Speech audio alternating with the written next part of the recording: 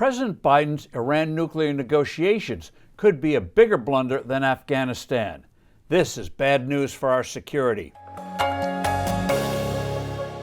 Hello, I'm Steve Forbes, and this is What's Ahead, where you get the insights you need to better navigate these turbulent times. This week, talks were resumed in Vienna about restoring the seriously flawed 2015 nuclear arms deal with Iran. That agreement had Iran promising to slow down its program to develop nuclear weapons in return for removal of economic sanctions and unfreezing Iranian assets totaling tens of billions of dollars.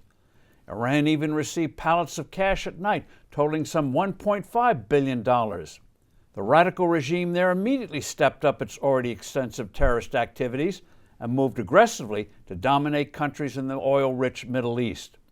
Iran never disclosed all of its nuclear facilities, nor were international inspectors allowed to make unannounced visits to any site they wished. The 2015 deal also did nothing to halt Iran's program to develop ballistic missiles that could deliver nuclear warheads.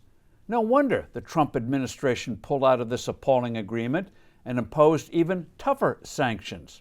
Those sanctions hit hard. As Joe Biden took office, Iran had just about run out of foreign currency reserves, crimping vital imports.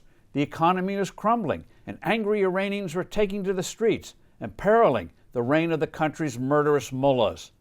Unfortunately, the new president and his diplomatic team decided to try to resurrect the flawed 2015 deal. The White House pursued an aggressive policy of appeasement. Certain sanctions were eased as a gesture of goodwill, and others were no longer enforced. For instance, Iran was allowed to boost oil exports to China. Iran increased its aggressive moves against other countries. The Biden administration's responses to Iranian attacks against American troops and assets in the region met with little or no response. The White House has distanced itself from anti-Iran allies in the region, both the Israelis and various Arabs. Iran's hardline rulers have concluded that the Biden administration wants a deal no matter what. They will push for maximum concessions from us for nothing substantive and enforceable in return.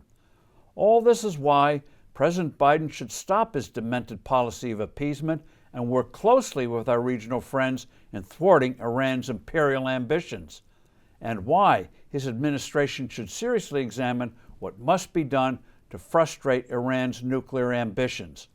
That country's fanatical rulers have never wavered from their announced goal of incinerating Israel, and it would be the height of suicidal foolishness to let them get the means to send nuclear warheads to the United States. Dealing with the challenges of Russia and China are ominous enough. I'm Steve Forbes. Thanks for listening. Do send in your comments and suggestions. I look forward to being with you soon again.